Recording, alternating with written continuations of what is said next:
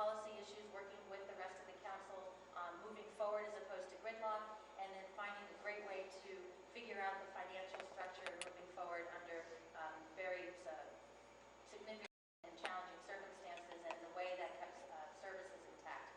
So I'm sure we'll talk more a little later. I appreciate your being here, and I hope I can get your vote. Thank you. And Wayne Scholes, please. Hi, my name's Wayne Scholes. Lived in Santa Barbara 39 years. I've been a public school teacher. I've owned a home health care agency at a 6-bed residential home, independent living. I'm also a member of the Plumber and Pipe Fitters Union here. I've worked in nuclear, aerospace, solar, and computer industry and the high-tech industry out at the university with the National Systems building. I also did med gas brazing out at Cottage Hospital. I hope everybody will get a chance to get one of my brochures, because on the back I actually have some ideas of how I think we need to do things in this city. And the number one thing is get rid of gangs, take care of the homeless problem. You got to get tough solutions for tough problems. I also think we need to have more input, public input on issues. And what I've decided is, instead of spending $30,000 to have a company survey us for each time we want to get an issue surveyed, we have a phone system that we buy, so that you have a voter registration number and you call that phone system. I just want to remind you, we've got a 30-second hook here. Okay. And I'm going to take Jason's time. All right. So Manny's our open closer here. So we begin with Megan Diaz-Ali. Good evening. Thanks everyone for coming out. My name is Megan Diaz-Ali, and I'm a candidate for Santa Barbara City Council. I have an education and have worked as a journalist. I have a rich career history, working behind the scenes in the film industry, managing multi-million-dollar budgets and timelines. And I've also been working in the nonprofit community here in Santa Barbara for the Community Environmental Council and for Surgical Eye Expeditions International. And I also serve as a Parks and Recreation Commissioner. So this is an extension of those advocacy roles, and I look forward to leading you all as a city council member in the next 4 years. Thanks so much for being here. Cruz. Thank you, Professor Kay. Thank you to the organizers of the Santa Barbara district elections. I think I've been running in 2009 election results, 2011 election results, asking that Santa Barbara needs a district-based election model. It would create transparency and accountability with its elected representatives, and it also would get minorities elected also, and Spanish speakers. So it's very important to interject that I'm in it. Here you can come and look at adopting services, increasement of public infrastructure, and just being a good, prudent fiscal manager of our operating budgets. I said that in 7 I tried to, but I said that in 11 elections, I said that in 9 and 11, and I continue to say the same thing. All right, thank you very much. Frank Hotchkiss. Hi, I'm Frank Hotchkiss, an incumbent, and you're going to hear some very capable people here up with me, and I urge them all to continue in their excellent service that they're doing now, not take on the additional burdens of city council. In the course of that, hear about what we've done in the last 3.5 years, and the principal one, the most important one that underlies everything else, is that we have not only balanced the budget, but had a surplus. That's the first time in 10 years that's happened. Thanks very much. Remind you of the 30-second hook here, and we've got David Lendicker. My apologies. Could you go Greg Park? My name is Greg Park. I missed Greg. All right. Now use all the alphabet. Yes. John was one of my college. He's always been a fantastic political science professor, and I'm very honored to be one of his students. I guess I learned something in his class. I served on the city council for 2 terms 4 years ago. Would love to have the opportunity to represent you again. I grew up here in Santa Barbara, lived here all my life. Served on the planning commission, was governor of the City California Commission. Very much look forward to our dialogue tonight and hearing from you. Okay. Thanks. Sorry I missed that alphabetically. So past Frank Hotchkiss, now Matt Kramer. Thank you. My name is Matthew Kramer. I'm an Eagle Scout with Lanning. I'm also a City Beach lifeguard. I worked for the city at some point. And the reason I'm running is because I have a daughter. She's born here in Cottage Hospital. And the purpose of this forum is to get ideas to make the election system better. And because she's my daughter, she'll probably be up here in a few more years when she gets old enough. And I think that we owe her a better system with better turnout. And when I get some more time, I will give you an idea to increase voter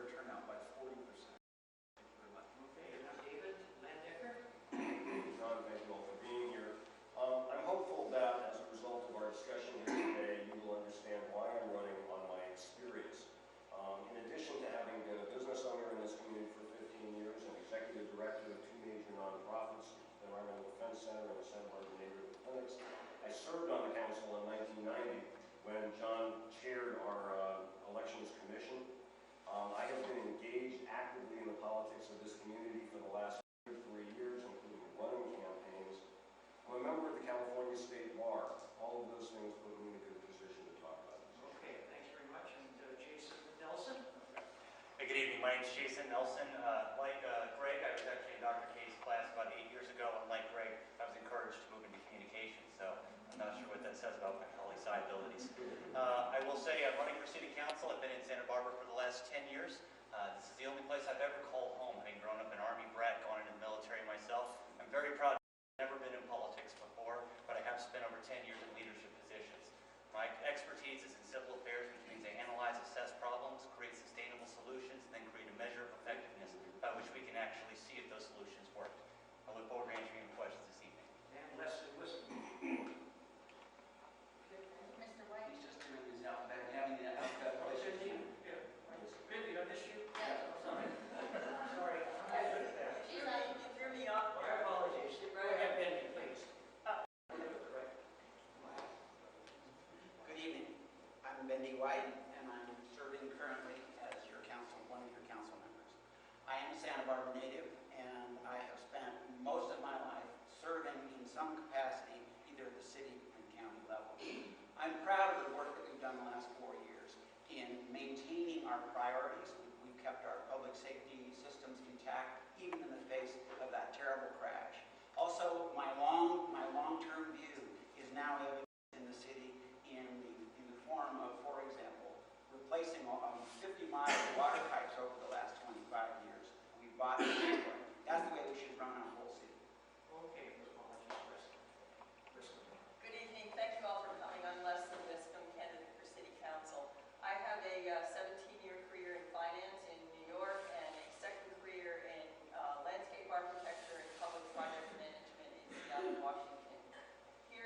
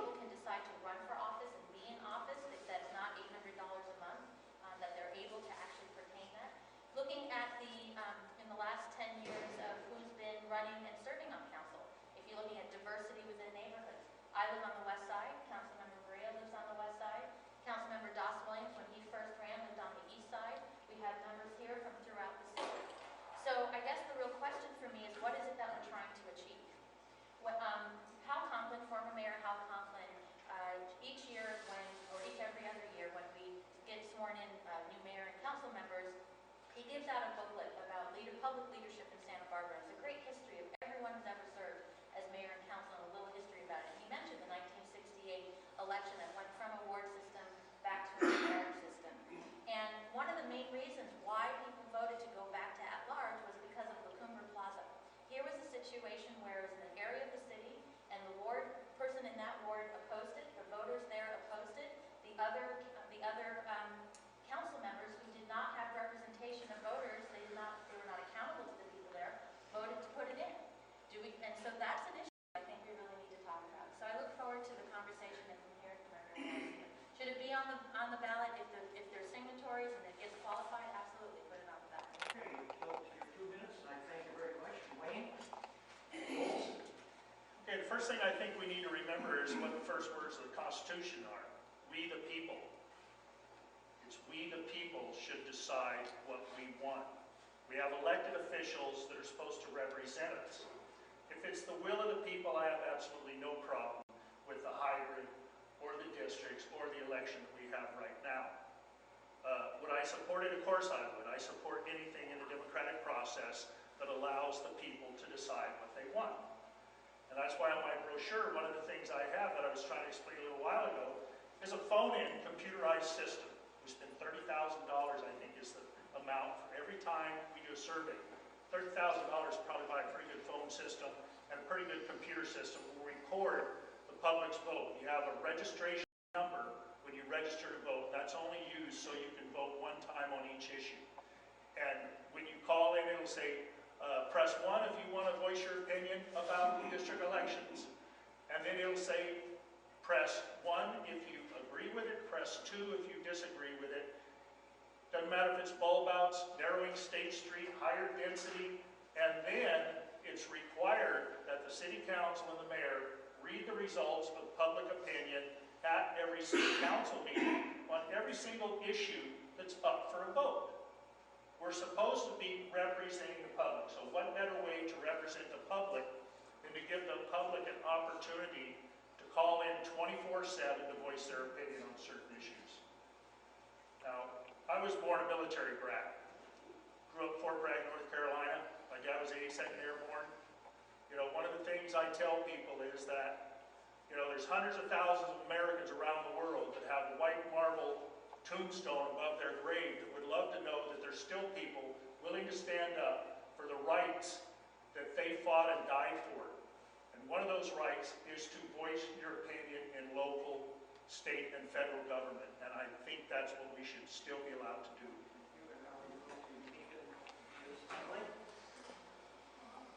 Elections. Well, first of all, I find it unfortunate that we only really talk about this issue when we're in the middle of a campaign. So I'd really like to discuss this sort of midterm and really see where the voters' minds are at. And if the voters are ready for district elections, well then, as Helene mentioned, sure, let's get the signatures in a petition and put it to vote if that's what you'd like to do. But I'm proud to be running in an at-large system, and I'm committed to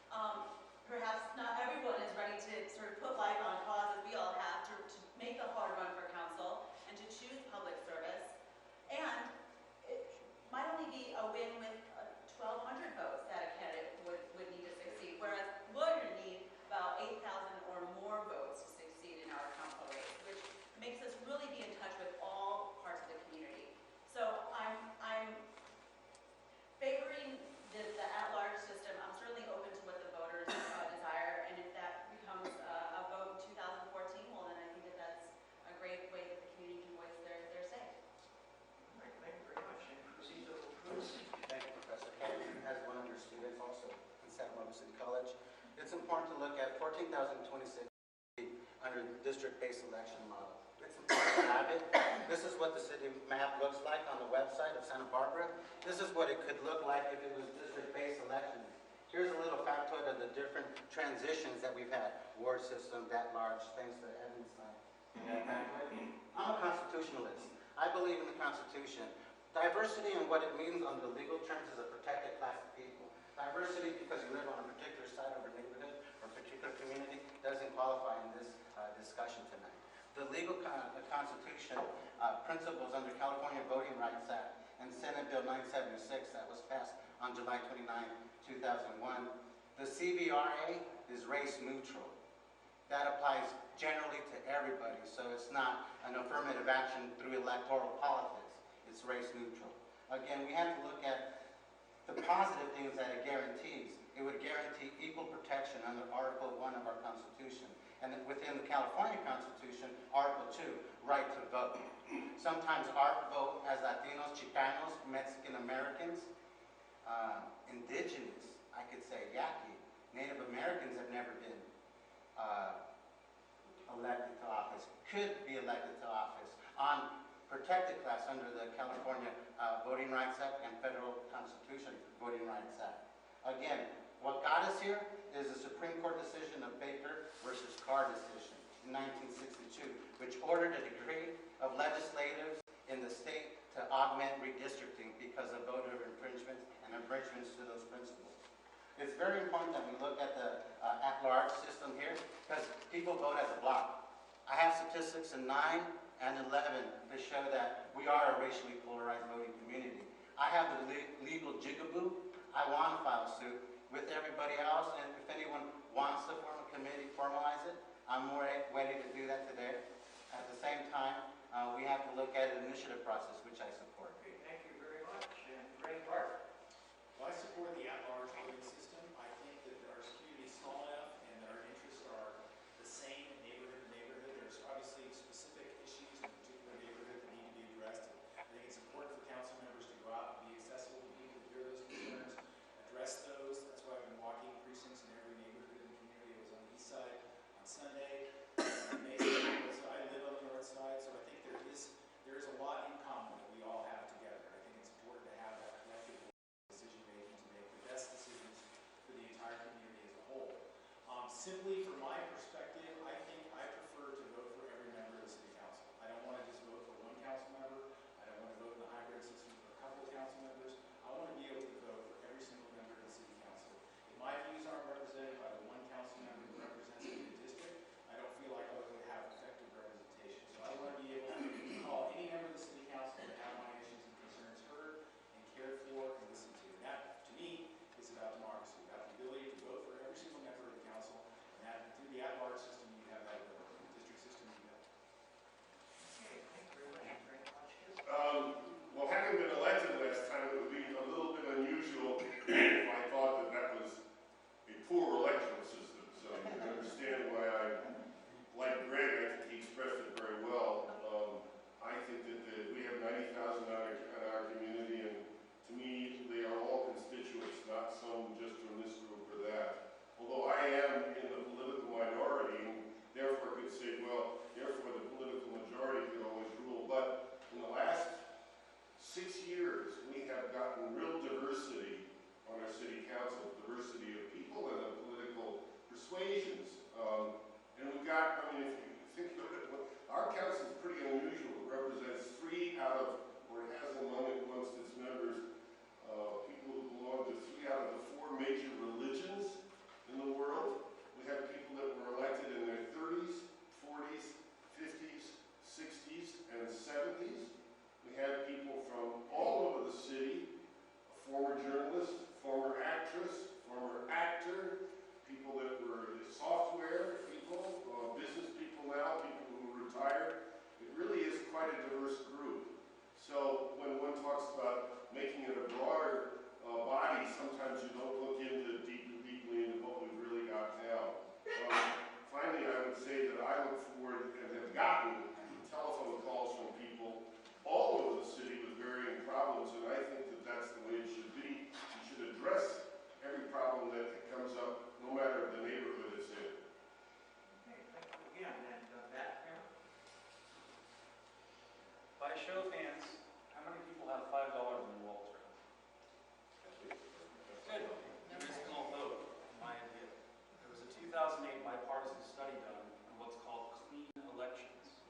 So no, I do not advocate district elections, but I do advocate clean elections. This is where you collect a certain number of $5 individual contributions, and then you get a matching amount of money to run the rest of your campaign, giving each candidate equal representation. And as a scientist, I'm saying this because it's already been studied by many different organizations, and it's been shown that you can get a 40% increase in the Latino vote. Now that to me is amazing. So I would love to see something on the ballot advocating 3 or 4 different types of election choices. I think obviously you're all here because you want a better system. I don't think that just district elections is enough. Then you wouldn't have to take money from New Jersey or Montecito or Sacramento. You could take money from just people in Santa Barbara. Okay? And with a town that has most of our media owned by one company, I think that would give us the broadest representation. I'm quite surprised at how intelligent these candidates are, and yet you don't even know about them. Why? Dirty money. Clean elections, look it up on Wikipedia or in your smartphone. Go home and discuss it with your friends. I think it's an option that we should look at. As a scientist, it's shown to have results, and that's what we need. We need an increase of 40%. We don't need 5 or 2% or 3% a year. We need a huge increase in voter turnout and voter interest, and I think that's one of the ways to do it. So thank you very much, and I have another idea for you when I have some time. Next plan, I proposed the idea of a hybrid election system in Santa Barbara back in 1987. I was pleased to see that Dr. Kay's commission recommended adoption of some kind of a hybrid system. Unfortunately, the City Council, in its wisdom, which I happened to serve on at the time, chose not to put that idea on the ballot and instead just put on the idea of do we have district elections or do we have at-large elections. One of the things that Mr. Cruz said that was important is this concept of racially polarized voting. Under the Voting Rights Act of 2002, 2001, I think it is, it says that if there is racially polarized voting and it results in an imbalance on the city council, then a city can be sued and has to pay attorney's fees to the winning party and end up with district elections. I don't see that as a very good idea for the city. I'm not sure that Mr. Cruz has totally convincing data there. That's not what I've heard from anyone so far. But I'm also not sure of what racially polarized voting actually means. The courts haven't told us. And so it is very possible that we could lose a suit, spend millions of dollars doing so, and end up with district elections. Seems to me it makes the most sense for us to sort of split this data. I've heard the good arguments of those who want district elections and the good arguments of those who don't. And they both make sense. But if you end up with a system that has 7 members of the council, the mayor, 2 members elected at large, and 4 district representatives, that means that everyone has 4 people that they vote for. Therefore, they are always represented by a majority of the council. It means that in every district, you have someone to go to bring your problems to, who is interested in a small section of the city and looks at the interests of that smaller section. Whether that will solve all the problems, I can't say. I don't have enough time. Thank you. Congratulate all of you for addressing the issue directly as well as keeping within the time limit. We now move on to Jason Nelson. We are crowded. Okay, now we'll start. So, first of all, let me tell you that when I'm elected, whether we move and change the way we do elections in the future, whether we keep it this way, I look forward to representing all of Santa Barbara. If I were to switch to a district-based election and I got elected through my district, I'd be happy to still represent all of Santa Barbara. I quite frankly don't see us all as all that different. We all came here for the same wonderful reasons, and we're all one big community. Now, that said, do I support putting that on the ballot? Well, like the mayor said, if we get the signatures, of course I support that. I mean, I believe in a truly representative government. If that's what we're going to do, I think we should go ahead and do that. I think the real question here, and I'm going to take the rest of my time to talk about it, is why are we talking about district-based elections right now? think it's three main issues. One, I feel like a lot of people feel like our nonpartisan race has become a bit too partisan.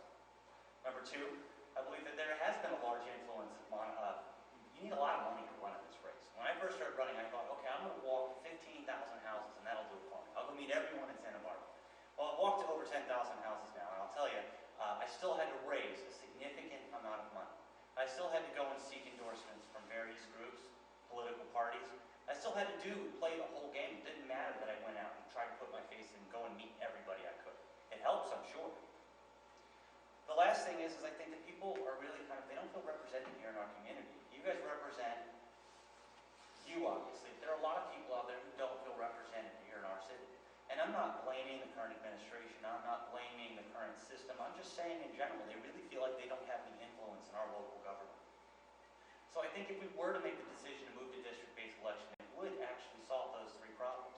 I do think there's no way you're going to have political parties get involved. But the only way to do that is if we actually moved outside the box and said, hey, instead of 6 districts, why don't we move to, let's say, 11? Have a rotating mayorship. Why don't we turn around and sit here and say, you know what, at that point, you're not going to have 11 police or fire endorsements. By the way, I got the police endorsements, so I'm not knocking that. But I'm just saying it is something to consider. Okay, thank you again, and Deputy White.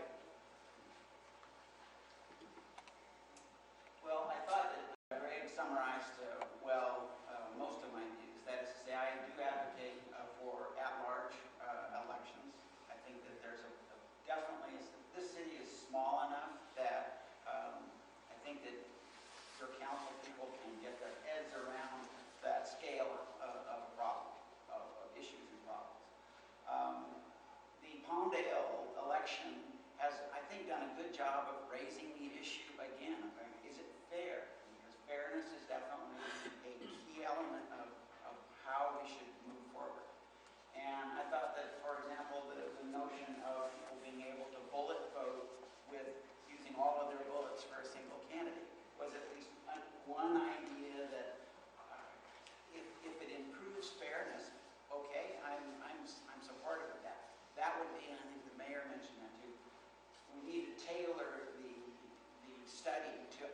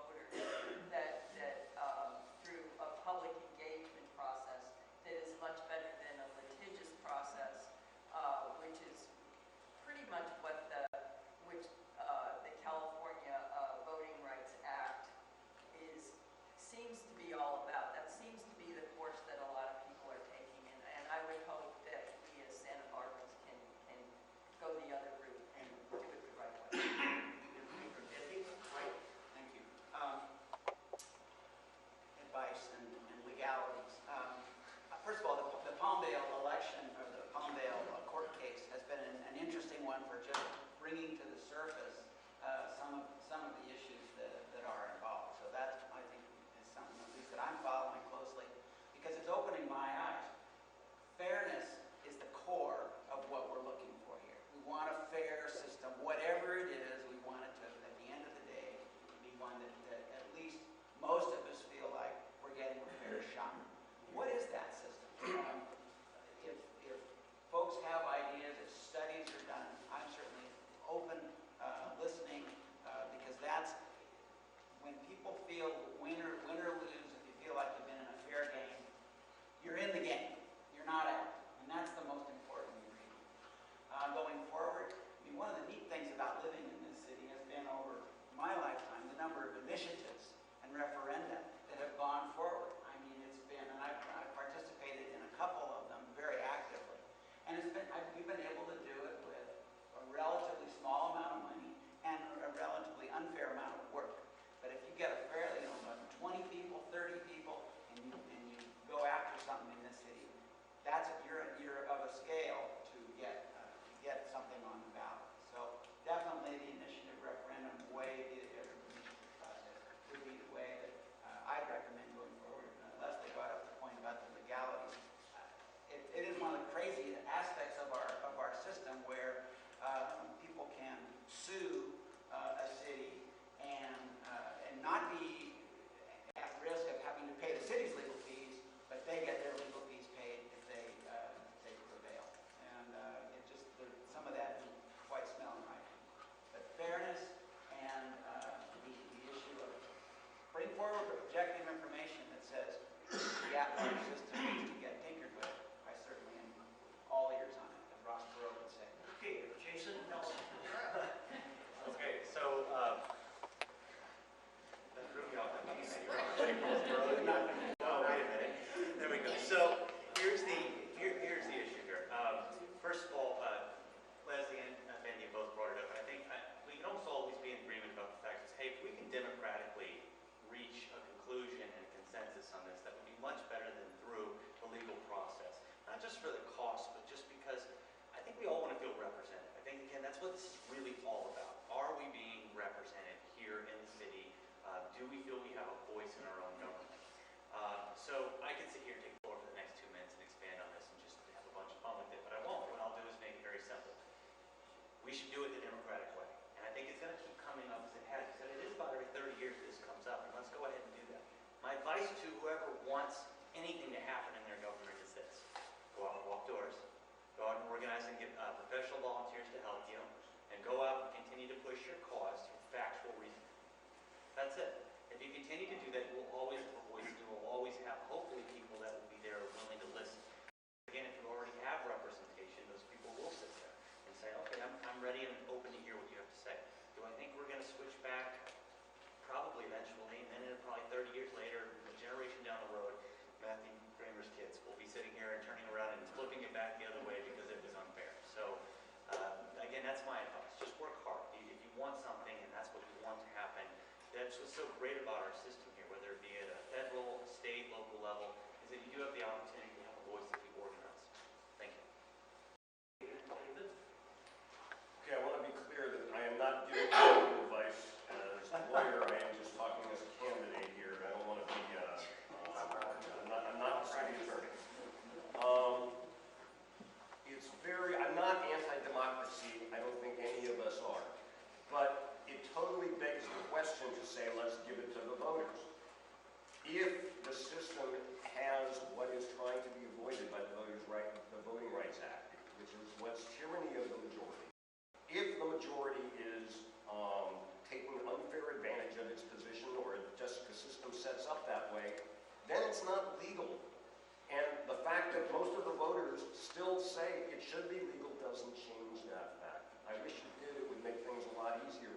When Mandy says that most of us get a fair shot, that's the truth. But most of us getting a fair shot isn't enough under the law.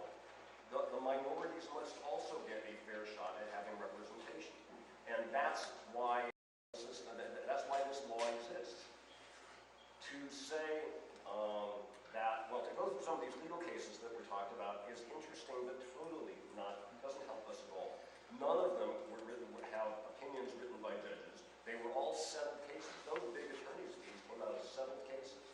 The only opinion that has been written was in the Palmdale case. That was by a Superior Court judge. It doesn't have any binding effect on anyone else. It's just one judge's opinion. If it gets appealed, it might, but it doesn't look like Palmdale is really going to go through with that. They had their election and they're moving ahead. We don't know what the answer is. You can get a lot of attorneys to give you opinions on it. My feeling is that it probably makes sense both politically and legally for the city to move to something where minorities do have some representation, or at least the ability to get representation in smaller districts, yet the majority still rules because you have 3 members at large, and there's always that 4th person from the district that can help elect. All right, right on time. Matt Kramer, thanks. Thank you for your time to speak. So again, we've increased our voter turnout by 40% using Mr. Kramer's clean elections. And what I'd like to know is how people can get representation when most of their money is coming from individuals. How many of you have $1,000 in your wallet? Right? Well, he's the only one. He's the only one that's going to give me FaceTime with a representative under the current election system, and that's unfortunate. How are you going to feel if you are, a grape picker from the east side of town and you only have $5 in your pocket? Are you going to have equal time with your representative that the major domo from Montecito, who's a billionaire, gets? Under the current election system, no. And you're not going to get equal time on the radio or the TV either. So most likely, if you speak Spanish, like most states do, strangely enough, talking about representation and legal challenges, you're getting an unfair view of the city. Most of our city's history, most of our city's residents speak Spanish. That's just a fact. And whether these people want to disinvite us to debates, like Steve Americana, who's my grandmother's lawyer, who's also representing her in a transaction where she's selling property to the city. Interesting, isn't it? So what I think, you can see clearly scientifically that the money is what is giving us an unfair election system. And if we find a way to even out that system, in elections again, the Marine Corps method of instruction, right? Jason, tell them what you told them, tell them again. Something like that. So again, let's move to give the voters several options. They're very smart. I think we've also underrepresented the intellect of these voters out there. We don't think they notice or know what the system is and how it's working. That's why there's such a low voter turnout. Fixes it. They get bored with it. Right? Look at the front page news today. Who has the biggest money? They're getting the headlines. Are they going to get the votes? I guess we'll see on November 5th. One fine journalist, you may be here in the audience, said that they don't want someone... So, absolutely. Oh, I'm sorry. I'm over time. Thank you very much. All right, thanks again. I appreciate it. Matt Kramer. And Frank, please. Much good. Well, you yourself said it. No system is perfect or totally fair. But so long as we have access to the ballot, which I think is encouraged both the 2 major languages of Santa Barbara, we can vote for anybody we want. And it's not fair to say we've never had or don't have now minority members on the council. We do.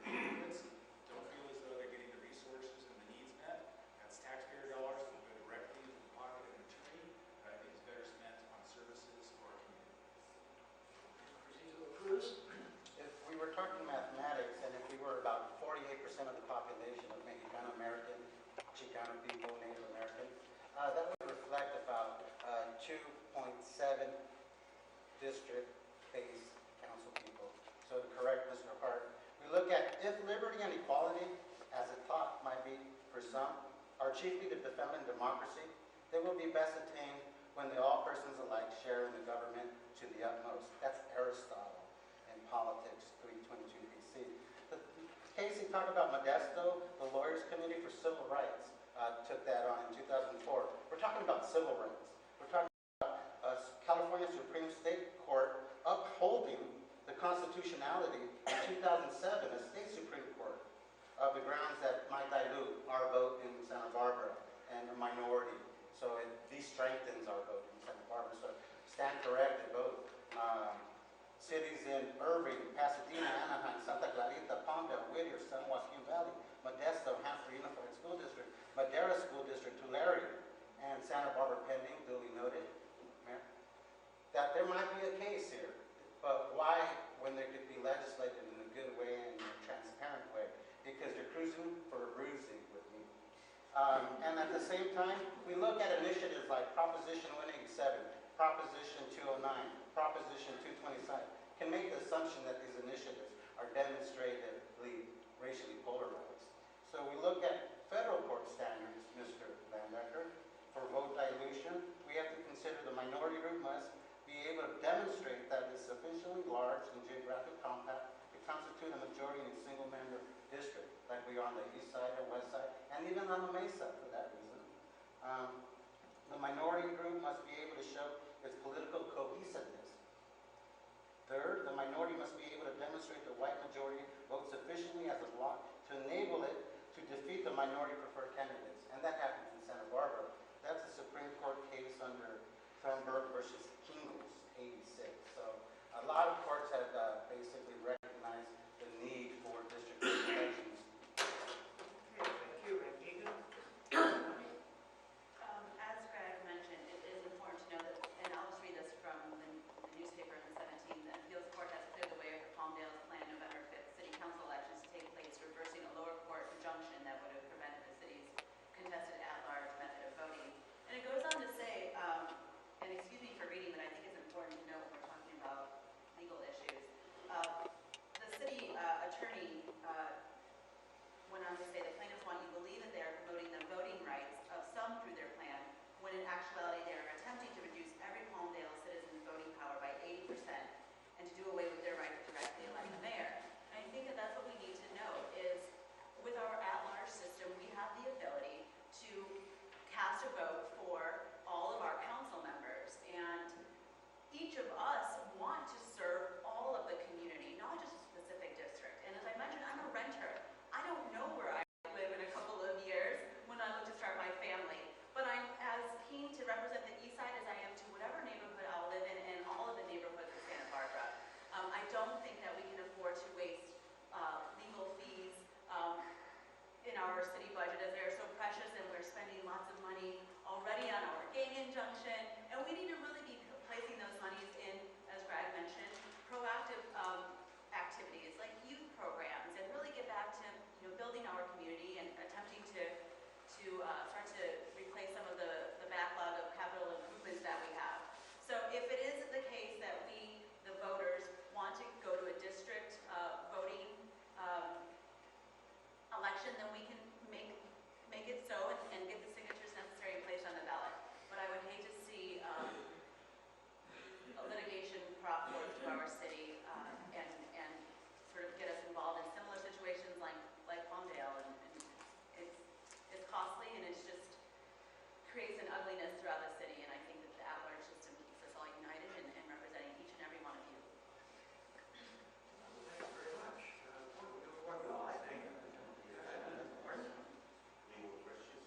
So we got two candidates for the mayor left, of course, and Wayne, and then mayor. Schools. I think anybody that's been involved in the judicial system knows justice is not one word in this country, it's two words, just us. The people in power and the people with money. What they try to do is wear you down, make you broke, break your spirit, ruin your reputation, and throw you to the dogs.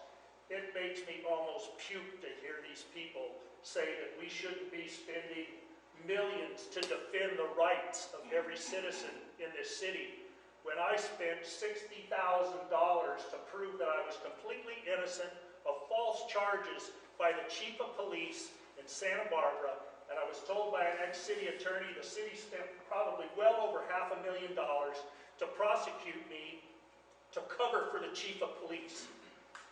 They refused to pay my legal fees. I had to go to federal court. This FBI agent and Justice Department agent I was working with, I kept my mouth shut for a whole year about this, that I was working with these people on this case. They told me the problem is, Mr. Scholes, you go to federal court, these federal judges have a lot of favors to pay back, and the city got an attorney from Orange County where the judge was. They got the judge to throw the case out, and the judge said, Mr. Scholes, you have to pay the city's attorney's fees. So in reference to your district and... I think the only way that you can have justice in this country is the will of the people. If you leave it up to the judicial system, then you're not going to get it. In my case, they spent over $500,000. Peter Lance's case, I'm sure they spent over $2 million. This city will prosecute you like any other city, county, or state, or federal government to cover for people that are doing wrong in the government. And the only way you can stop that is have a citizens oversight committees. The only way you can stop that is by letting the people vote on every issue. And that includes the issue of district elections. That's right. It makes me sick to hear them worry about $3 million for every single person in this city. Thanks very much, Wayne. And Elaine? Thank you. Schneider? So I go back to what is it that you're trying to accomplish, whether it's through at-large or district elections, and would district elections achieve that? I agree a lot with what Mr. Landecker said about just because someone votes for something doesn't necessarily make it legal. Proposition 8 is a great example of that in 2008, where the majority of Californians voted for it, and yet the California Supreme Court called it unconstitutional, and so it's no longer in effect. So even if there was an issue about at-large or district elections and the majority of city voters voted for at-large, does that make it legal? Without the data of knowing how it relates to the Voting Rights Act, I can't answer that question. So that to me is which way do you go? Show me the data. If there's a legal issue in terms of the Voting Rights Act, then we need to correct that. If the issue of district elections is for other reasons, types of representation or something, and that's the will of the people, then that's a different issue. So if that should happen through the vote, through an initiative process, I'll have two questions to ask. One is, who's going to draw the districts? Will it be the city council? Or will it be an outside committee? How is that determined? And then two, since 1968, there's been a Political Reform Act, I think it was 1974, where anyone on the council, if you live within 500 feet of a certain project, you cannot vote for it. You have to recuse yourself. So what if we have district elections and there's a major project in your district you have to recuse yourself from, and the rest of the vote, the rest of the council has no one who has any accountability to the other voters because they are in other districts. How will that affect growth and development and big issues that we care about in the city? So if you do want to move forward in the initiative process on district elections, I think those two questions, those legal issues, since 1968 really does need to be addressed. Okay, well, there you have it on our first round here. It seems to me, informally, a plurality, at least three, who would support at-large elections. We have a clear one, maybe two, who would support district elections. David Landecker has come out in favor of a hybrid system, and all of them, so let the voter make that ultimate decision. At this point, I would ask for maybe 3 or 4, if any of you in the audience would like to ask a question, here's your chance to speak in favor of the at-large, the district, or hybrid system. Direct your question to one or more of the members of the panel, and the hook will still be out at about 30 seconds for the answers. So does anybody have a question? I see Kathy Brill, a hand up. Anybody else? I think we'll go in second place. Kathy first. I saw her hand. So when you're talking to voters, is there something that everybody's concerned about? Or are you noticing that different neighborhoods have different concerns? And you're asking that for answer from everyone? Yeah, I guess they've all been talking to voters. All right, so let's just go down the line this time. Right. Peter first, and then... Thank you, Councilwoman. I think in this forum, from my previous forum participations in 9 and 11, in most of all the candidates forums that I've been invited to, district-based elections or change in government processes has been a discussion item. It's a point, direct, a lot of communities are interested because that deforms this poignant question has been talked about with all the participants and attendees throughout the community. Okay, thanks. That's a good, quick answer. The number one thing I hear from the public and also from business people is they're sick and tired of the homeless. Second is they're sick and tired of the gangs. Is this city going to get serious about protecting people? A 10-year-old boy was assaulted on State Street, the 1000 block of State Street on the 20th. I think it was 1 o'clock in the afternoon. Sure, some of these people need help. But if they don't want help, we need to get them out of town so we can protect the citizens. If I'm elected, the citizens will come first. The number one issue is homeless that I've heard. I think if you heard Kathy's question, of course, is the one you're responding to here. I'm going to go with Kramer and then to Jason. I think that each neighborhood definitely has their pet issue. With the Mesa, we had very specific issues to the Mesa, that's normal. But I think the gang injunction is the biggest issue that I find that everyone's talking about overall. Besides Mr. White, everyone is in opposition to it that I hear. No. I'm sorry. Frank, we get your time. What did you say? Okay. No, I'll give my time to Frank. Go ahead. All right, and now please to Jason. So your question was, are we hearing different? What is number one issue? And if we're hearing it differently in different areas. So first of all, number one issue I hear about is public safety. It's sort of split depending on, and it actually is somewhat based on where you're at between whether it be criminal vagrants, the homeless, which are two different issues, the issue of youth violence and gangs, which are also two different issues. So that's the number one thing is public safety. Number two is our budget and our infrastructure issues here in the city. And number three concern is actually surprising me initially was the idea that our city doesn't feel like it's well represented by the members of, in general, just the whole concept. They don't feel like they can call their city council members, whatever. So that would answer your question. I would agree with most of what Jason said, except to say that for me personally, they've been happy that I've been accessible as much as I can and being out and about in the city as much as I can. There might be variations on a theme of something happening in their area, but it falls under a more regional type of conversation. Okay. And I would also say that my experience has been a variation of Jason's comments. That is to say, the homeless population is a topic of concern, and then in neighborhoods you might expect that youth violence could rise as a high issue. And I would say in a number of cases, both are just, God, these are the things that bug me about the city. After knocking on something in excess of 5,000 doors, I can say that I don't think one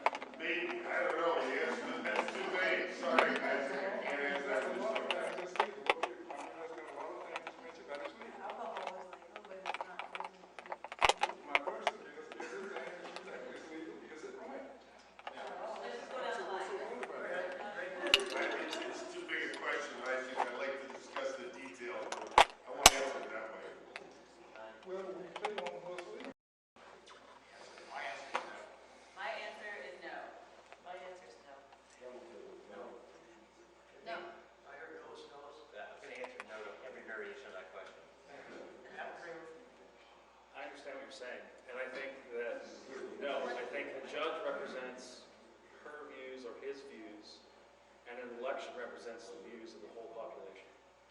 And I think that it's pretty clear in our system of government that it's ruled by the majority of the people.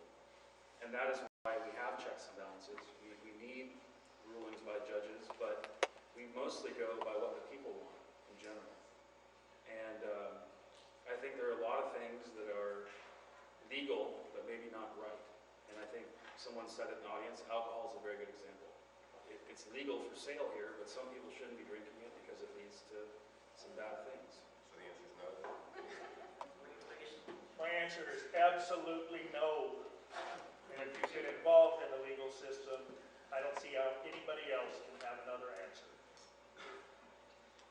In the context of what we're speaking today, district-based elections, if it is legal, it is right, and a constitutional principle is what is right for district-based elections in Santa Barbara. Okay, one last question for somebody who, or you would in fact have two.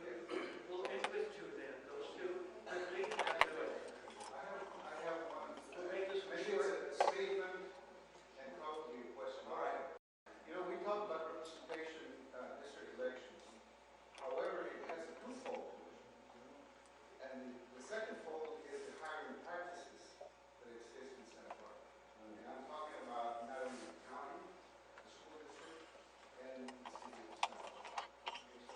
So, it has more than that. So we have representation of the council, then you have representation of the hiring practices.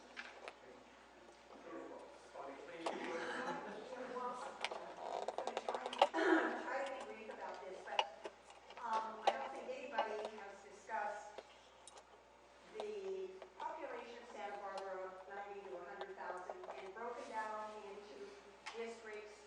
And there are ways to legally form districts, and I was disappointed, Bruce, that you didn't go into this a little bit.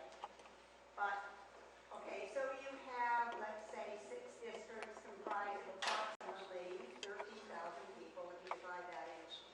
Okay, and out of that, half of those may be registered voters. So, each of you go, then you're running in your district. Would you not discuss things in depth?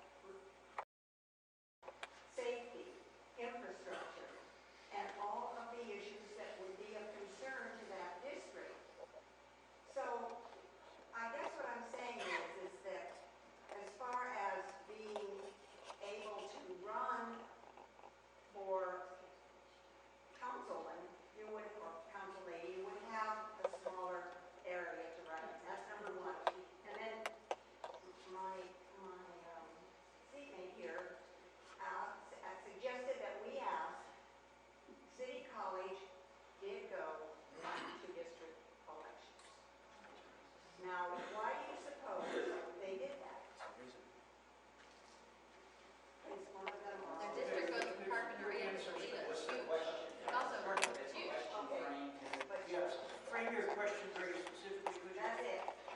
City College? Well, first of all, my first question was, I mean, isn't it logical to assume that the problems within the city could be addressed in a district much more Do effectively? you think that the problems in the city could be addressed more acutely, directly, appropriately by district elections? Yes or no? Oh, I put this in my political statement that says it'll create transparency and accountability. You would say yes. Simon. Wait. Yes or no? I would have to say no on that based No. on what Frank Jason. is saying. What, skipping that? It's all right, but go, Jason. Okay, cool. Can the issues of directly affecting the city be best directed through district elections? Yes or More no? effectively. Or more effectively? Right, okay, thank you. I Smaller really segment. clarify that word. I would say yes on certain issues and no on others. I'm not trying to avoid the question, but Pat? We have 40% of our population that's Hispanic, and we have 1 Hispanic council representative under the current system. Do I think we need more representation from the Hispanic people in this town? Yes. I do not think that district elections are the way. Elaine? No, on the regional issues, and there are a lot of them. Andy? No. David? I'm also going to say no, but I've got to explain why, Bonnie, which is, as you know, I came to your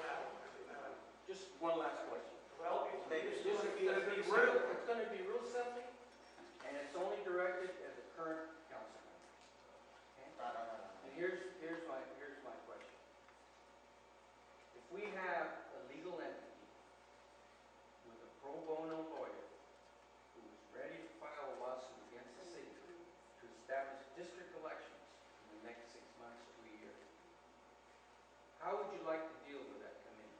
Would you like us to sit down with you? Because we're concerned about millions of dollars that the city's going to have to defend themselves with. We're very concerned about it. And we don't want that to happen. I'll start right there just saying, if there's threatened litigation that you just mentioned against the city, I'm not going to talk about it in an open forum about what we're going to do. Okay, We all have the potential to be how council would you members. like to deal with the group? Do you want to meet or not? All right, does anybody want to quickly? Yes, Ron? No, you got the answers. All right. Well, once elected, I would have mutual relationships and then working with the committee that's formed. I want to thank all of the candidates. You know, they've been here for 10, 15 different public meetings. Here at Youth the Wood, all water for the youth coming in here.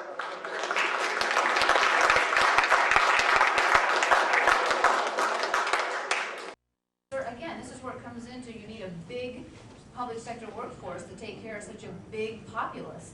I mean, if you're going in, so you have this idea of the lazy public sector worker. Are there lazy public sector workers? I'm sure there are. Are there lazy private sector workers? Yeah, I'm sure there are. You know, but I don't think that the lines at the DMV are because people aren't, they seem to all be working, like little bees in there when I go in there. I just think that they're understaffed. Okay. And that's part of the defunding of the public sector in general. Okay, well, yours is the far end. Okay, and the other thing, so the problem with the whole idea of this debate is that when there's a public sector worker, they are everyone's employee, correct? Pardon me, where? If there's a public sector worker, they're everyone's employee, correct? They serve the public. They're everyone's employees. Yeah, Oh, yes, yeah, yeah. I hear what you're saying. Yeah, sorry. Well, I mean, I guess you could look at it that way. So Yeah, then the public doesn't that lead to a problem when one person, because how much you pay, how much someone deserves to earn is completely subjective. No. It is, no, No, it is. it shouldn't be. It is. No, Of we're course it not. is. If I think I want to pay this much for this person to work for me, and someone else wants to pay them this much, who is wrong? Which one of us is wrong? Whoever wants to pay them less. Well, what's your question? No, okay, so my question is that's the problem with the public sector. If everyone wants to pay them for doing the same job, different amounts, then how